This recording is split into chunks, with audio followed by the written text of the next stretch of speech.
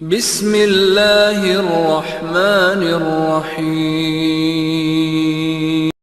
إن الحمد لله نحمده ونستعينه ونستغفره ونعوذ بالله من شرور أنفسنا ومن سيئات أعمالنا من يهده الله فلا مضل له ومن يضلل فلا هادي له وأشهد أن لا إله إلا الله وحده لا شريك له وأشهد أن محمدا عبده ورسوله يا أيها الذين آمنوا اتقوا الله حق تقاته ولا تموتن إلا وأنتم مسلمون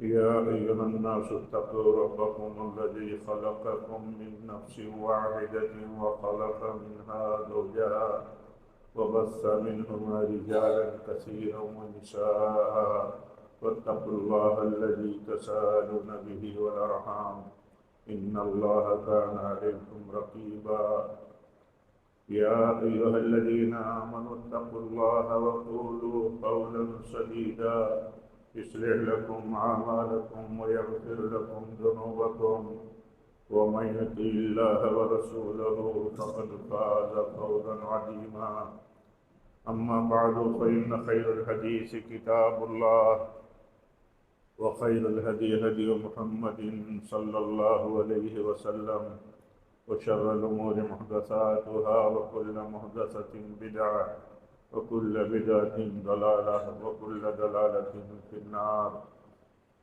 أعوذ بالله من الشيطان الرجيم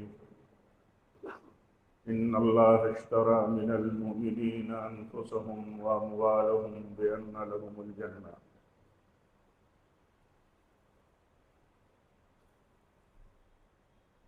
معزز حاضرین جمعہ،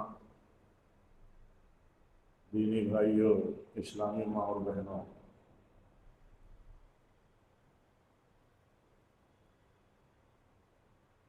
اللہ تعالیٰ نے ایک بڑی عظیم اور بڑی بات ہمارے تعلق سے، ایمان والوں کے تعلق سے بتائی ہے، جس کو ہمیشہ ذہن میں رکھنا چاہیے، سارے مردوں اور عورتوں کو ذہن میں رکھنا چاہیے۔ اللہ تعالیٰ نے بیان کیا ہے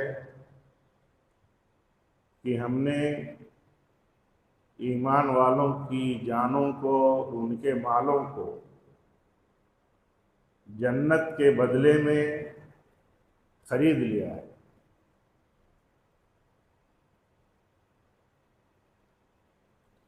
ان اللہ اشترى من المؤمنین انفسهم واموالهم بان لهم الجنہ، کہ ہم جنت دیں گے، لیکن جنت کا عوض اللہ تعالیٰ نے اپنے فضل سے ہماری جانوں اور مالوں کو بنایا ہے، یعنی جان اور مال پر ہمارا اپنا وہاں اختیار نہیں ہے جہاں اللہ نے اختیار نہیں دیا۔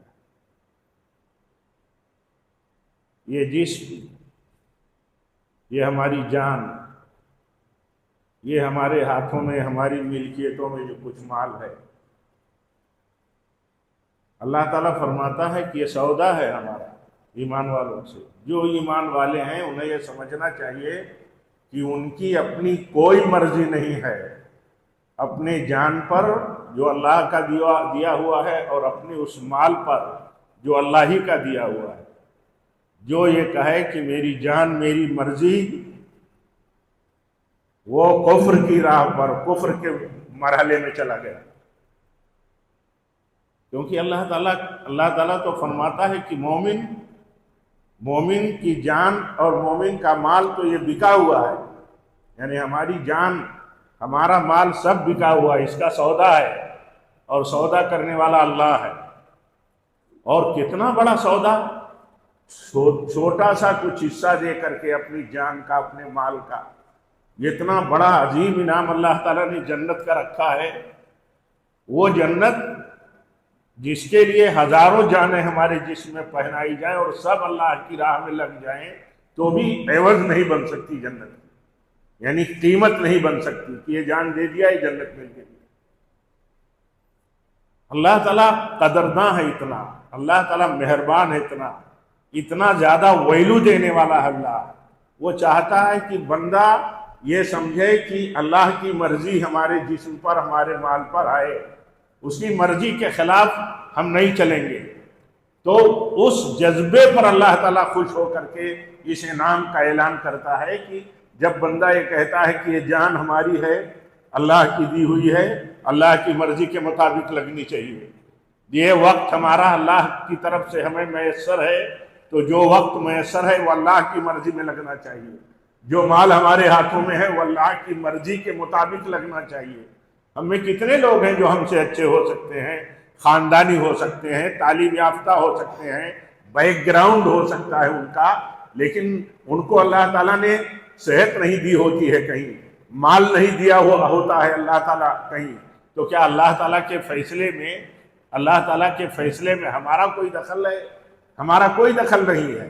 اللہ تعالیٰ حکمت والا ہے، وہ جانتا ہے اپنے کس بندے کو کس طرح دنیا کی خصوصیتیں ہمیں دینی ہیں، اس کی مشیت ہے، وہ جو چاہتا ہے وہ کرتا ہے، ہمارا کوئی دخل نہیں۔ لیکن اللہ تعالیٰ یہ بتاتا ہے کہ جہاں اللہ تعالیٰ نے تمہیں جو کچھ دیا ہے وہاں تصور یہ رہنا چاہیے کہ اللہ کا دیا ہوا ہے اور اللہ کی مرضی میں لگنا چاہیے، اللہ کی مرضی میں۔ اسی کو تقویٰ کہا جاتا ہے۔ اگر بہت آسان لفظوں میں کہا جائے تو اسی کو تقویٰ کہا جاتا ہے، یعنی اللہ کا حکم جہاں ہے وہاں بندہ سرنڈر رہے، اللہ نے جہاں سے روکا ہے وہاں سے بندہ اپنے آپ کو بچائے۔ یہ چیز ہے، یہ چیز اصل ہے، یہی دیکھنا ہے، ہم کو ہمیشہ دیکھتے رہنا ہے۔ اسی لیے فرمایا کہ یا ایھا الذین آمنوا اتقوا اللہ حق تقاتہ ولا تموتن الا وانتم مسلمون۔ ایمان والو، تقوی پر ہی مرنا، اسلام پر ہی مرنا۔ اسلام پر مرنے کا مطلب کیا ہے؟ یعنی بندہ ہر وقت ہر گھڑی اللہ کی فرمانبرداری میں زندگی گزارے۔ اللہ کی فرمانبرداری میں زندگی گزارنے کا یہ معنی نہیں ہے کہ کوئی رہبانیت کی راہ پہ چلا جائے، کوئی مسجد پکڑ کر کے بیٹھ جائے، کوئی رات میں عبادت کرے، دن میں روزہ رکھے، یہ معنی نہیں ہے۔ معنی یہ ہے کہ اللہ تعالیٰ نے جس طرح احکام اوقات میں ہمارے اوپر جسمانی اور اسی طرح مالی عبادتیں اللہ تعالیٰ نے تقاضوں کے حساب سے، حیثیتوں کے حساب سے لاگو کی ہیں، اس کی پابندی ہو، اس کا مزاج بنا رہے۔ وہ مزاج، وہ جذبات کی بات نہیں ہے کہ ہمارے جذبات ایسے ہیں۔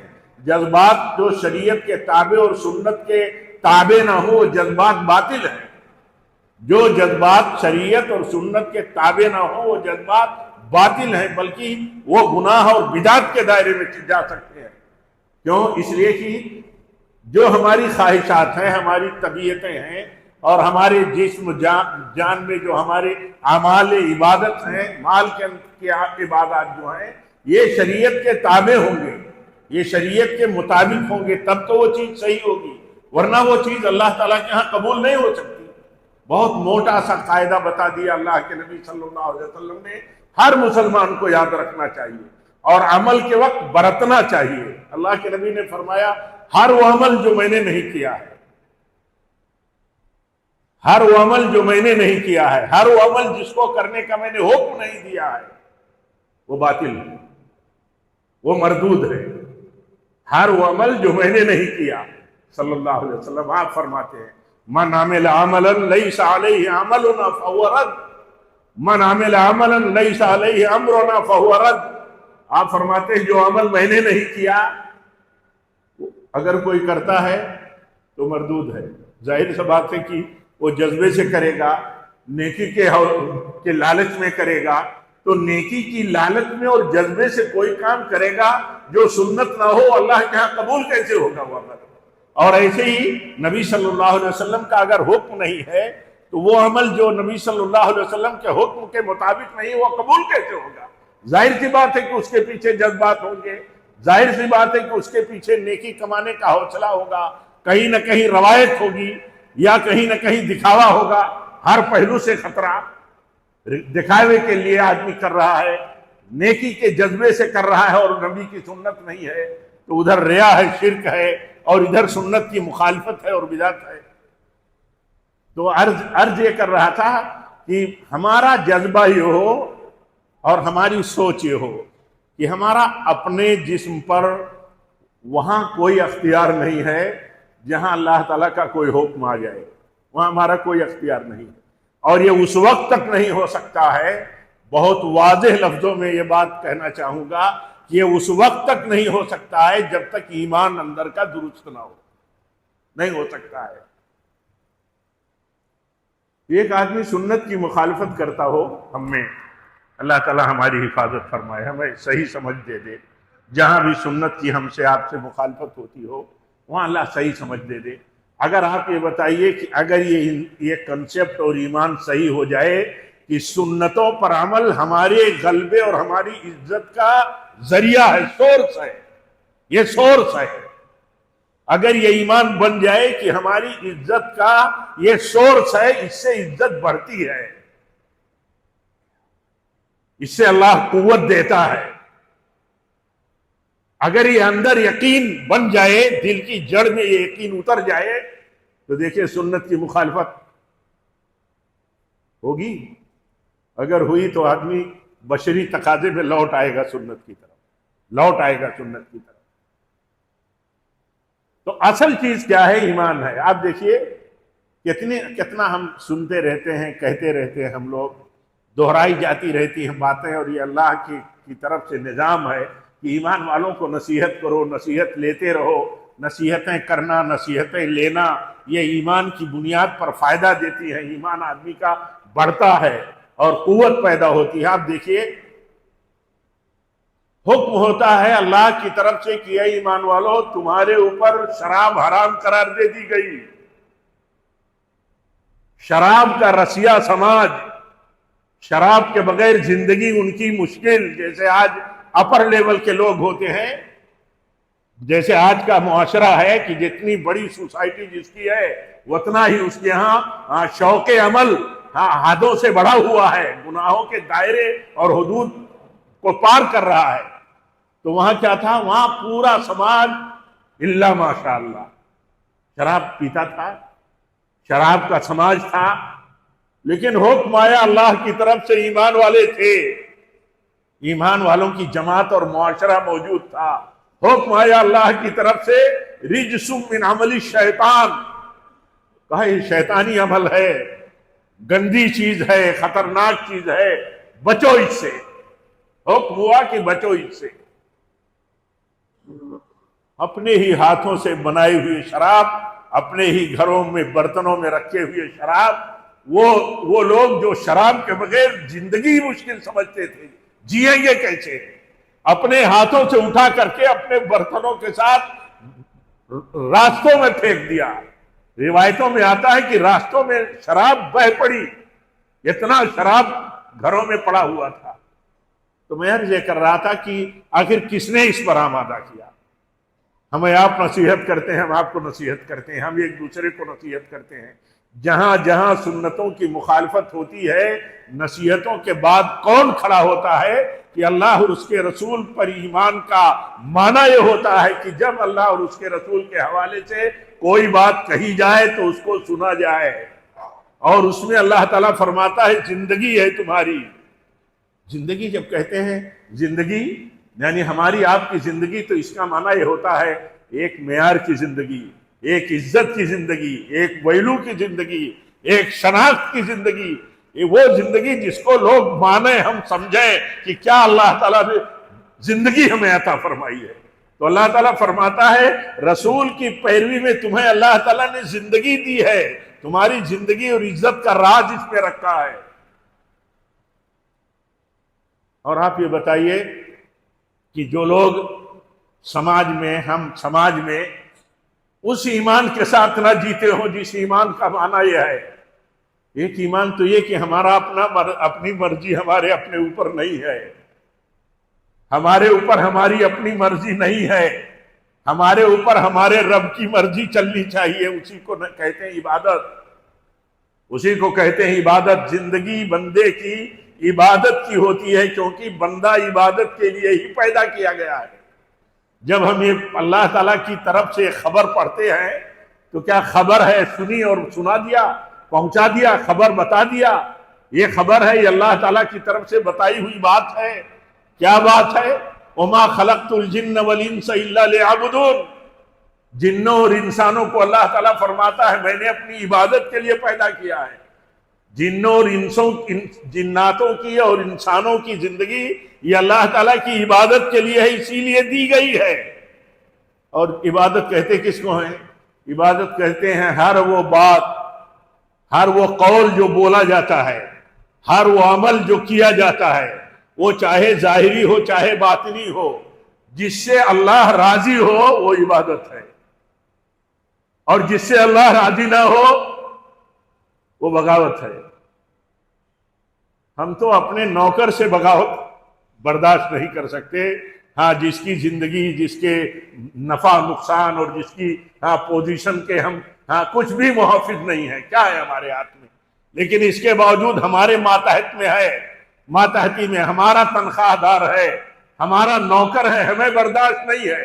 لیکن وہ اللہ جس نے ہماری ایک ایک سانس اور ایک ایک زندگی کے لمحے کی حفاظت کی ہے اور حفاظت کرتا رہتا ہے، اس سے ابدیت کے بجائے اس سے اعراض ہو، بغاوت ہو، اس کے حکم کی نافرمانی ہو، یہ کتنا بڑا مسئلہ بنتا ہے. اسی لیے فرمایا کہا بندہ جو ہے اللہ کی عبادت کے لیے پیدا کیا گیا ہے. یہ شعور کتنا پختہ ہے ہمارا. ہم میں بزرگ سوچیں، بالخصوص نوجوان بچے سوچیں، بچیاں سوچیں، ہاں کہ آخر ہمیں اللہ نے اپنی بندگی کے لیے پیدا کیا ہے، اور اللہ کی بندگی نبی کی سنت کی پیروی ہے. کیونکہ ایک بندے کو اللہ نے آئیڈیل بنا دیا، اسوہ حسنہ بنا دیا. کہا تمہیں اپنے رب کی بندگی کرنی ہے تو ایک رسول تمہارے بیچ میں ہم نے بھیجا، اور اسے اپنی بندگی کا سارا طریقہ قول و عمل کا سکھا دیا. اس نے ایک نمونہ تمہارے لیے قائم کر دیا. اب اسی کے مطابق تمہیں زندگی گزارنی ہے. وہی اللہ کی مرضی کی زندگی ہے جو نبی کی سنت کے مطابق ہو، تو بنا دیا. اب دیکھیے نبی صلی اللہ علیہ وسلم نے جو معاشرہ بنایا، جس ٹیم کو، جنہیں ہم صحابہ کہتے ہیں، تمام انبیاء کرام کی جماعتوں اور ساتھیوں میں سب سے مقدس جماعت ہمارے نبی صلی اللہ علیہ وسلم کے صحابہ کی جماعت ہے. سوچیے وہ کیسے تھے، ان کے جذبات کیسے تھے، ان کا شوق عمل کیسا تھا، وہ کیسے نیکیوں کے لالچی تھے، کیسے وہ ہر مسئلے میں دیکھتے تھے کہ کہیں اللہ تعالیٰ کی رضا کے خلاف کوئی مسئلہ نہ ہو جائے. اور بلکہ ان کے اندر یہ چیز ہوتی تھی کہ وہ جو نیکی کا موقع ملتا تھا اس کو شوق سے کرتے تھے. شوق کیوں ہوتا تھا؟ اللہ تعالیٰ چاہتا ہے، اللہ تعالیٰ چاہتا ہے کوئی عمل، اللہ چاہتا ہے کوئی عمل، اور بندہ کرنے پر قادر ہے، اس نے قدرت دی ہے. تو بندے کے اندر شوق ایسا پیدا ہو کہ میرے رب کی طلب ہے، میرے رب کی مرضی ہے اس عمل میں،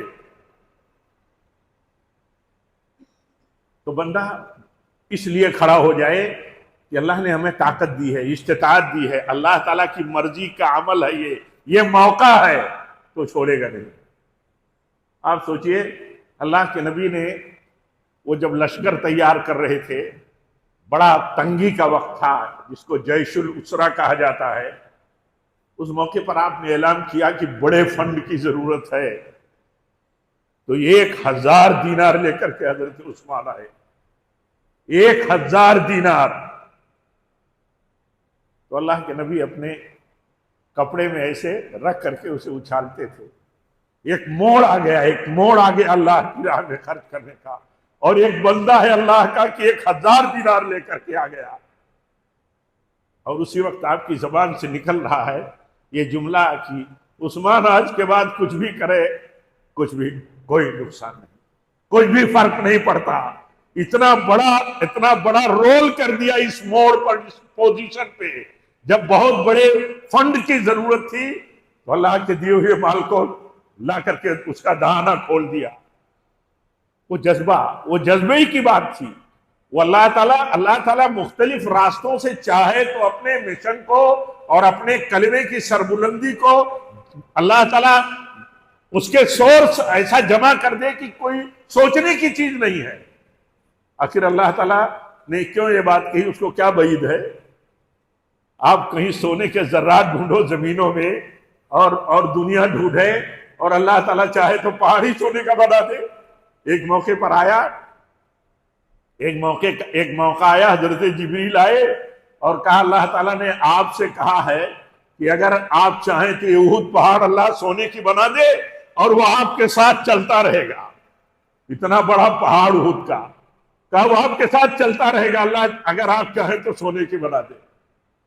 تو اللہ تعالیٰ کو کیا بعید ہے؟ اللہ تعالیٰ کو کیا ضرورت ہے کسی کو دیے ہوئے اس کے مال میں سے اسے کہے کہ اللہ کی راہ میں خرچ کرو؟ اس سے اللہ تعالیٰ یہ چاہتا ہے کہ دیا ہوا مال تمہارے پاس جو ہے اس کے پیچھے تصور یہ ہو کہ اللہ کا دیا ہوا مال ہے، یہ اللہ کا دیا ہوا مال ہے، اس کی مرضی کے خلاف، اس کی بغاوت میں خرچ نہیں ہونا چاہیے، چاہے وہ سگریٹ پینا ہی کیوں نہ ہو، چاہے ایک کش تمباکو کا لینا ہی کیوں نہ ہو۔ اس وقت یہ تصور رہے کہ اللہ یہ خبیث عمل ہے، اور خبیث عمل اللہ تعالیٰ کو ناپسند ہے۔ اللہ تعالیٰ طیب ہے، طیب کو پسند کرتا ہے۔ دنیا میں کوئی ایسا نہیں ہے جو اس کو کہے کہ یہ پاکیزہ چیز ہے، پاکیزہ۔ لیکن اگر یہ تصور کمزور ہو جائے، یہ تصور اگر کمزور ہو جائے تو فیشن، ایمان والوں کے ہاں فیشن، نوجوانوں کے ہاں فیشن، نوجوان بچوں کے ساتھ نوجوان بچیوں کے ہاں فیشن بن کر کے یہ چیز چلے، تو یہ اسی وقت ہوتا ہے جب وہ اندر کا ایمان کمزور پڑ جائے، جب اندر کا ایمان کنٹرول نہ کرے، وہ تقوی جو کنٹرول کرنے کے لیے وہ تقوی کام نہ کرے یا اتنا کمزور پڑ جائے۔ جیسے ایک ہماری باڈی ہے، ہمارے بعض بزرگوں کی، نوجوانوں کی، اللہ تعالیٰ رحم فرمائے، جب بیماری کا اپنے شکنجے میں کس لیتی ہے، جب انہیں بڑھاپا اپنے بڑھاپے کے شکنجے میں ایک آدمی کس جاتا ہے تو اس کا جسم اور اس کے اعضاء برابر کام نہیں کرتے، اس کا دماغ کام نہیں کرتا۔ ایسے ہی جب ایمان اس کیٹیگری میں چلا جائے، اس مرحلے میں چلا جائے جہاں عمل کے لیے کھڑا نہ کر سکے یا برائیوں سے روکنے کے لیے کنٹرول نہ کر سکے، تو اس کا معنی یہ ہوا کہ یہ نسبت ہماری بہت کمزور ہے، یہ نسبت ہماری بہت کمزور ہے۔ یہ نسبت کمزوری ہی کی تو دلیل ہے کہ ہمارے یہاں ایک نوجوان ہے، کپڑا ٹخنے سے اوپر پہنتا ہے، کیا کسی کے دماغ میں بات جاتی ہے؟ یہ ٹخنے سے اوپر کپڑا پہنتا ہے، پینٹ پہنتا ہے، پائجامہ پہنتا ہے، لنگی پہنتا ہے، تو اس میں اس کی عزت گھٹتی ہے؟ نوجوان ہی ہے، داڑھی رکھتا ہے، وہ ایسی داڑھی رکھتا ہے جس سے پہچانا جائے کہ مسلمان کی داڑھی ہے، یہ نبی کے سنت کے پیروکار کی داڑھی ہے۔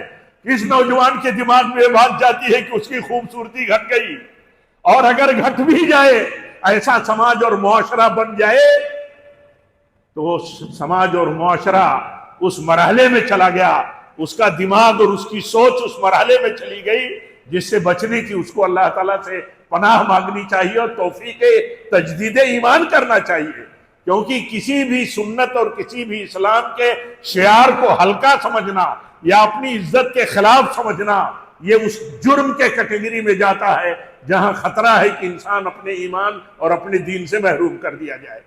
تو یہ سب چیزیں عرض کرنے کی بات یہ ہے کہ یہ سب نصیحتیں اس لیے ہیں کہ ہم چیک کریں کہاں ہم ایمان کے کس مرحلے میں ہیں۔ ہمارے اپنے معاشرے میں، ہمارے اپنے اہل حدیثوں کے فتوے کے گراؤنڈ میں آپ دیکھیے، ہمارے علماء کے ہاں کئی بنیادیں ہیں نشہ آور چیزوں کے حرام ہونے کی، اس پر گفتگو کرنے کا مطلب کی بات نہیں ہے، بات برسبیل تذکرہ آئی تو میں نے عرض کر دیا، سارے لوگوں کا اتفاق ہے کہ یہ خبیث ہے، سارے لوگوں، گندی چیز ہے۔ اگر گندی چیز اور خبیث ہے تو خبیث چیز حلال نہیں ہے، خبیث چیز حلال نہیں ہے۔ ایک نوجوان کے دل میں یہ بات اتر جائے کہ اللہ تعالیٰ کے ہاں ایک خبیث چیز حرام ہے، یہ پاکیزہ نہیں ہے، اور اس کا ایمان اور اس کا دین سے محبت اور سنت کی محبت اس کے دل میں جاگ جائے تو اس کو یہ معمولی چیز چھوڑنا کہاں مشکل ہے؟ یہ معمولی چیز ہے، بہت معمولی چیز ہے، بہت معمولی چیز ہے اس کے لیے چھوڑنا. لیکن اگر اتنی معمولی چیز چھوڑنا اس کے لیے مشکل ہے تو کس اسلام کی وہ بات کرتا ہے؟ کس اسلام کے غلبے کی وہ بات کرتا ہے؟ کس اسلام کے لیے جان و مال کی قربانی کی وہ بات کرتا ہے؟ ظاہر سی بات ہے یہ اسی سطح کی بات ہے کہ زبانی باتیں ہیں، زبانی باتیں ہیں. ایمان ہمارا ہمیں کھڑا کرے اللہ کے حکم کی پیروی پر، نبی کے سنتوں کی پیروی پر، اور اس یقین کے ساتھ کھڑا کرے کہ اللہ اور اس کے رسول کے حکم کی پیروی میں اللہ تعالیٰ نے ہماری عزت کا راز رکھا ہے. آپ سوچئے کتنی اس سماج کو سوچئے جس سماج کو اللہ کے نبی نے تیار کیا تھا، جن کے ہاتھوں پر دنیا فتح کرا دی اللہ نے، ساری دنیا جن کے قدموں میں لا کے ڈال دیا. سوچئے کیسے لوگ تھے، نبی صلی اللہ علیہ وسلم پر ایمان لانے والوں کی ٹیم کیسی تھی.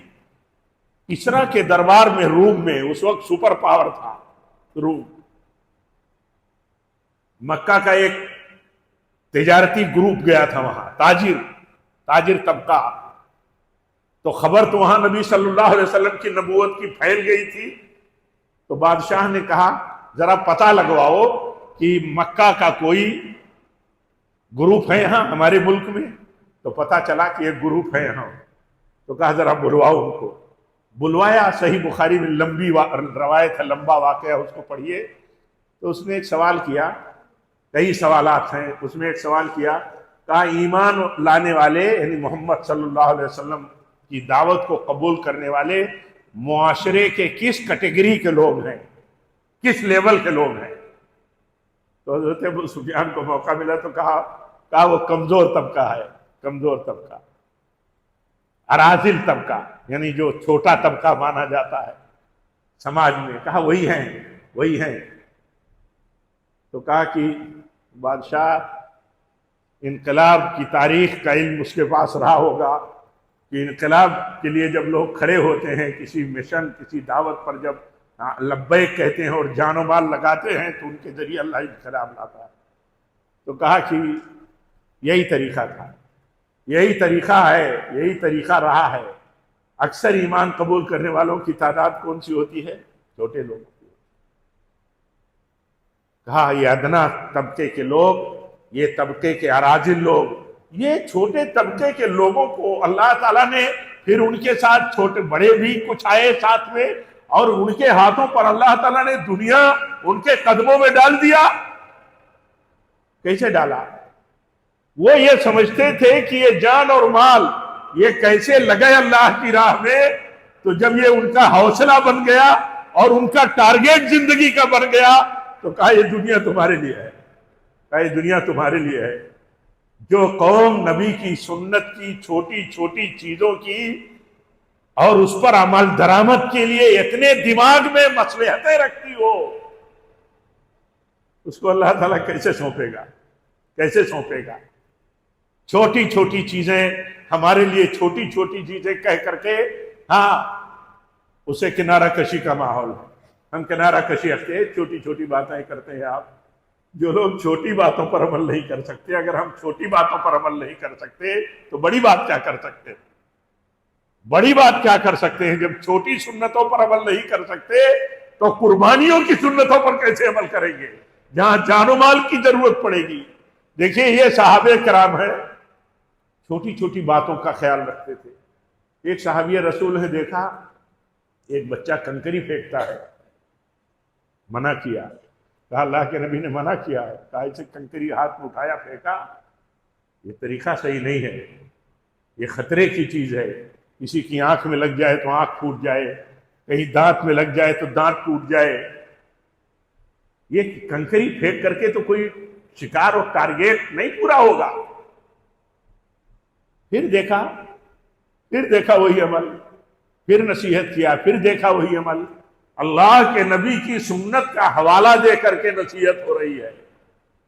تو کہا تجھ سے بات نہیں کروں گا، کہا تجھ سے بات نہیں کروں گا. ایسے نہیں وہ معاشرہ بنا تھا جس معاشرے کے لیے اللہ تعالیٰ نے غلبہ نازل فرما دیا، جس معاشرے کی مدد کے لیے فرشتے اترتے تھے، جس معاشرے کا وجود ضمانت تھی پیس اور امن کی. ایسے نہیں تھا. اس معاشرے میں لوگ جیتے تھے کہ نبی کی سنت کی مخالفت اگر بیٹا کرتا ہے اور سنت کے مقابل میں حجت بازی کرتا ہے، عقلی دلیل لاتا ہے. حضرت عبداللہ بن عمر کا بیٹا بلال، بہت مشہور واقعہ ہم سنتے رہتے ہیں، سننے کی بات نہیں ہے یہ، بات صرف سننے کی نہیں، سننے کے پیچھے ذہن تو اللہ تعالیٰ ان کے مطلب ان کے آثار سے اللہ تعالیٰ دینا کیا چاہتا ہے. دیکھیے وہ کہتے ہیں کہ عورتوں کو میں روکوں گا مسجد آنے سے، میں تو روکوں گا. تو حضرت عبداللہ بن عمر کہتے ہیں اللہ کے نبی فرماتے ہیں لا تمنعوا اماء اللہ مساجد اللہ، اللہ کی بندیوں کو اللہ کے گھروں سے مت روکنا. تو کہتے ہیں میں تو روکوں گا. یعنی دماغ کیا چل رہا ہے، عورتیں مسجدوں میں آئیں گی تو یہ مسئلہ وہ مسئلہ. ایک طرف نبی صلی اللہ علیہ وسلم کی طرف سے اجازت ہے اور دوسری طرف مصلحتیں ہیں جھوٹی. سنت کے مقابل میں جو مصلحت آئے گی وہ جھوٹی ہوگی، اس کے پیچھے دنیا داری اور نفس اور جذبات ہوں گے، یا کسی مسلک اور کسی مطلب تقلیدی روش کی پیروی ہوگی اور کچھ نہیں. تو کہتے ہیں میں کہتا ہوں اللہ کے نبی نے کہا ہے مت روکو عورتوں کو اللہ کے گھروں سے مسجدوں سے، اور تم کہتے ہو روکوں گا، تم سے میں زندگی برباد نہیں کروں گا. اتنا پاورفل معاشرہ تھا. بشری تقاضوں میں غلطیاں ہوتی تھی اور ہوئی، لیکن معاشرہ ایک اجتماعی طور پر اتنا قوی تھا کہ غلطی کرنے والے کو قبول نہیں کیا جاتا تھا، برداشت نہیں کیا جاتا تھا. اس لیے وہ غالب تھے پورے معاشرے پر. معاشرے میں اگر کہیں جرم آیا، کہیں کوئی کرائم آیا تو اس کی حیثیت کیا تھی؟ نہ کے برابر تھی. تو عرض یہ کر رہا تھا کہ دیکھیے اللہ تعالیٰ یہ چاہتا ہے، ہم اللہ کے بندے ہیں، تصور تو کریں ہم اللہ کے بندے ہیں. اللہ نے ہمیں اپنی بندگی کے لیے پیدا کیا ہے. کتنا ہم سے اس نے مطالبہ کر لیا، کتنا مطالبہ کر لیا. یہ 24 گھنٹے میں ہمیں حرص کرنے کی اجازت دیا، حلال ڈھنگ سے لذت حاصل کرنے کی اجازت دیا، حلال ڈھنگ سے کھانے پینے کے اتنے وافر مقدار میں اللہ تعالیٰ نے اپنی نعمت پھیلا دی. کہا کھاؤ پیو، جتنی چیزیں حلال ہیں. حرام کتنی چیزیں ہیں؟ بہت مختصر چیزیں حرام ہیں. دنیا میں بہت مختصر چیزوں کو حرام کیا، باقی اوپن کر دیا، کہا سب حلال ہے تمہارے لیے. ایک سود کو حرام کیا، باقی ساری شکلوں کو کہا تمہارے لیے حلال ہے. تجارت کی کتنی شکلیں ہیں، روپیہ اور آمدنی حاصل کرنے کے لیے کتنے سورسز رب العالمین نے پھیلائے. ایک ذریعے کو کہا حرام ہے، کہا کہ احل اللہ البیع وحرم الربا، کہا بے جتنی بھی شکلوں میں ہو تمہارے لیے حلال، تمہارے رب نے حلال کیا ہے، اور سود تمہارے رب نے حرام کیا ہے. اگر بندے کا تصور یہ ہو کہ ہم تو بندے ہیں اللہ کے، جان و مال پر ہمارا اپنا کوئی اختیار نہیں ہے، اس کو غلط ڈھنگ سے استعمال کرنا، اس کو غلط سورس کے طور پر استعمال کرنا، غلط مقصد کے لیے استعمال کرنا، ناجائز ڈھنگ سے لذت اور انجوائے کے لیے استعمال کرنا، یہ اس وقت ختم ہو جائے گا جب یہ تصور مضبوط ہوگا کہ ہم تو اللہ کے بندے ہیں. ہم تو اللہ کے بندے ہیں. یہ بندگی اللہ تعالیٰ، یہ دیکھیں رمضان آ رہا ہے، اللہ تعالیٰ ہم سب کو رمضان ملا دے، ہم سب کو رمضان ملائے، ہمارے لیے ہو ذریعہ بن جائے سعادت، مغفرت کا، پچھلے گناہوں سے توبہ اور معافی کا. دیکھیں رمضان آ رہا ہے، کیا مقصد ہے اللہ کا؟ کیا اللہ کا یہ مقصد ہے کہ ہمیں بھوکا رکھے اور اسے کچھ اس کی بادشاہت بڑھ جائے گی، اس کی ربوبیت اور بڑھ جائے گی؟ نہیں. اللہ تعالیٰ چاہتا ہے کہ تم ثابت کرو کہ تم اللہ کے بندے ہو. اگر تمہارا رب یہ چاہتا ہے کہ صبح صادق سے لے کر کے غروب آفتاب تک تمہیں کھانا پینا نہیں ہے، روزہ توڑنے کے جو اسباب ہیں ان سے بچنا تمہارے اوپر ضروری ہے، تو اس کے ذریعے چاہتا کیا ہے؟ اس کے ذریعے چاہتا ہے یہ رب العالمین کہ یہی جب ذہن تمہارا بن جائے اللہ کی فرما برداری و تقوی کا، تو ہر موڑ پر، ہر قدم پر وہ کام کرے، ہر قدم پر کام کرے. پورا دن روزے دار روزہ رکھتا ہے، لیکن عام طور پر تصور کیا ہے؟ روزہ رکھنا ہے، روزے کا مقصد، روزے کا میسج زندگی میں اتر جائے، اس سے دور ہے معاشرہ، اس سے دور ہیں ہم۔ ایک نوجوان روزہ رکھتا ہے، اللہ کے فضل سے بچے روزہ رکھتے ہیں ہمارے، لیکن کیا اس ذہن کے ساتھ روزہ رکھتے ہیں کہ اللہ تعالیٰ اپنی فرما برداری کے لیے ہمیں تیار کرتا رہتا ہے، چارج کر دینا چاہتا ہے؟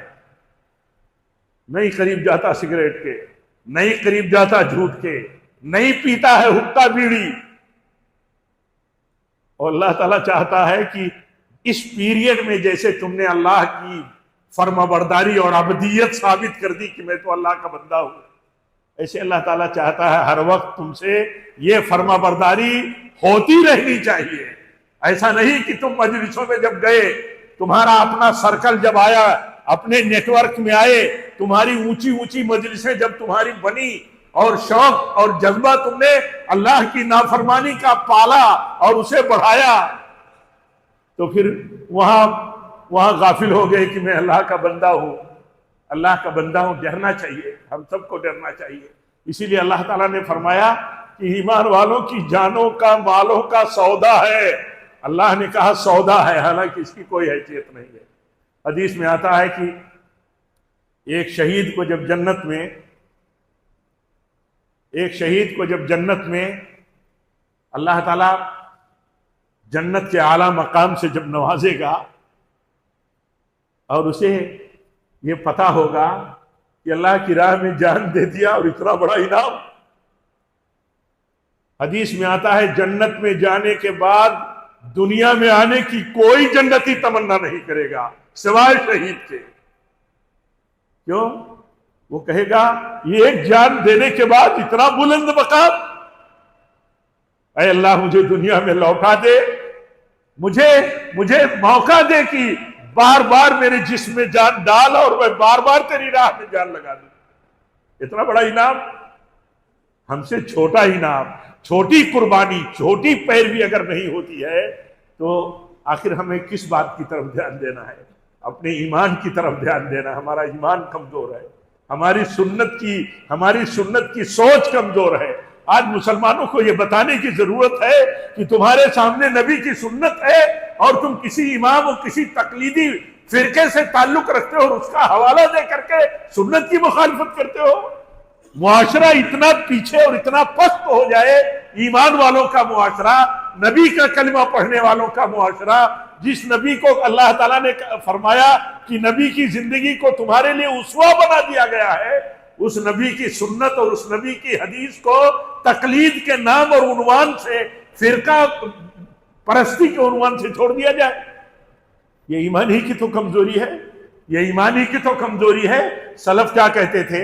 سلف کہتے تھے نبی کی سنت کی مخالفت کرنا فتنہ ہے۔ فَلْيَحْذَرِ الَّذِينَ يُخَالِفُونَ عَنْ أَمْرِهِ أَن تُصِيبَهُمْ فِتْنَةٌ۔ لوگوں کو نبی کے حکم کی مخالفت سے بچنا چاہیے کہ کہیں فتنے میں نہ پڑ جائے، یعنی اللہ تعالیٰ انہیں فتنے میں نہ مبتلا کر دے۔ کیا تھا مسئلہ؟ مسجد نبی میں کچھ لوگ آئے تو کہا مسجد نبی ہی میں احرام باندھ لیتے ہیں، مدینہ سے باہر جا کر کے وہاں احرام باندھیں تو اس جگہ سے زیادہ افضل جگہ مسجد ہے۔ عقل لگایا نا؟ ظاہر سی بات ہے مسجد نبی افضل ہے اب علی سے۔ تو کیا کہا امام مالک رحمۃ اللہ علیہ نے؟ اللہ کے نبی کا گھر مسجد نبی سے لگا ہے، مسجد نبی سے جڑا ہے، آپ نے احرام باندھا تو وہاں سے باندھا، تم کہتے ہو مسجد نبی افضل ہے، مقدس جگہ ہے، اس کے مقابل میں احرام یہاں باندھ لے؟ تو کہا نبی کی حکم کی مخالفت سے بچو، ورنہ ڈر ہے کہ تمہیں فتنہ نہ پکڑ لے، فتنہ نہ پکڑ لے۔ اگر یہ ہمارا ایمان مضبوط ہو کہ نبی کے حکم کی مخالفت فتنوں میں پڑنے کا سبب ہے، فتنے کی کتنی شکلیں ہیں گنایا نہیں جا سکتا۔ کون سا فتنہ کب آتا ہے؟ دین ایمان کا اگر فتنہ، دین اور ایمان کے لیے کوئی چیز فتنہ بن جائے تو بہت خطرناک ہے۔ اس لیے میرے بھائیوں، خلاصے گفتگو یہ ہے کہ ہماری زندگی ہماری جان، ہمارا مال، جو کچھ اللہ کی طرف سے ہمارے پاس ہے، حقیقت میں اللہ ہی کی بخشی ہوئی زندگی ہے، بخشا ہوا مال ہے۔ یہ سارے اوقات، یہ صحت، یہ زندگی، یہ سب اللہ کی طرف سے ہے۔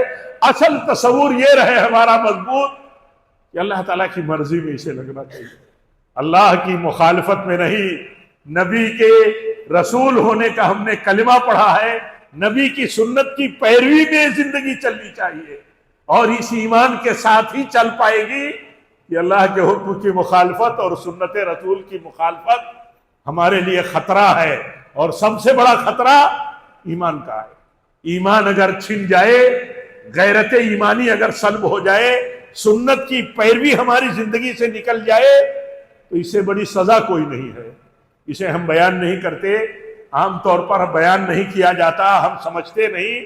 اگر ہماری زندگی سے دین نکل جائے تو یہ سزا ہے اللہ کی طرف سے۔ ہماری فیملی، ہمارے نوجوانوں کی زندگی سے اگر دین نکل جائے تو یہ سزا ہے اللہ کی طرف سے، اور یہ سمجھ کر کے کہ یہ سزا ہے اللہ کی طرف سے۔ کیسی سزا؟ سب سے بڑی نعمت ہے، سب سے بڑی نعمت ہے دین اور سنت کی زندگی، وہ نعمت اللہ چھین لے تو اس سے بڑی سزا کیا ہے، جس کی بنیاد پر اللہ نے جنت کا وعدہ کیا ہے۔ تو میرے بھائیو، کنسپٹ صحیح ہو ہمارا۔ میں اپنے آپ کو بھی نصیحت کرتا ہوں، بلکہ زیادہ نصیحت کا مستحق سمجھتا ہوں آپ تمام بزرگوں کو، عزیز نوجوانوں کو، اپنے بھائیوں کو، اپنے بچوں کو، اپنی ماؤں بہنوں بیٹیوں کو نصیحت کرتا ہوں کہ اس عقیدے اور ایمان کو پکا کرو کہ اللہ تعالیٰ نے ہماری زندگی اور اس میں عظمت اور شوکت کا راز دین کی پیروی میں رکھا ہے، اپنی اطاعت و فرم برداری میں رکھا ہے۔ جتنی چیزیں حرام ہیں، ناجائز ہیں، ان سے بچنا ضروری ہے، تقوی کے خلاف ہے۔ اور اسی تقوی کی تیاری اللہ تعالیٰ ہر سال رمضان لا کر کے ہمارے لیے تیاری کا سامان کرتا رہتا ہے، کہ تاکہ ہمارا ذہن بن جائے، ہمارا عمل صحیح ہو جائے۔ اللہ تعالیٰ سے دعا ہے کہ رب العالمین جب تک ہم جیئیں تیرے تقوی پر رہیں، تیرے نبی کی سنت پر رہیں، تیری اطاعت و فرما برداری اور تیرے نبی کی سنتوں کی پیروی پر رہیں، اور جب بھی ہماری موت ہو تو اے بار الہ اسی راہ میں ہو اور اسی طریقے پر ہو۔ وآخر دعوانا الحمدللہ رب العالمین۔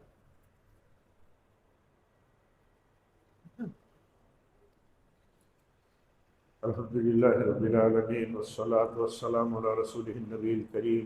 ان اللہ ملائکتہ یصلون علی النبی یا ایہا الذین آمنوا صلوا علیہ وسلموا تسلیما۔ اللہم صلی علی محمد وعلی آل محمد کما صلیت علی ابراہیم وعلی آل ابراہیم انکا حمید مجید۔ اللہم بارک علی محمد وعلی آل محمد کما بارکت علی ابراہیم وعلی آل ابراہیم انکا حمید مجید۔ عباد اللہ رحمکم اللہ، اقول قولی ھذا واستغفر اللہ لی ولکم ولسائر المسلمین، وآخر دعوانا الحمدللہ رب العالمین۔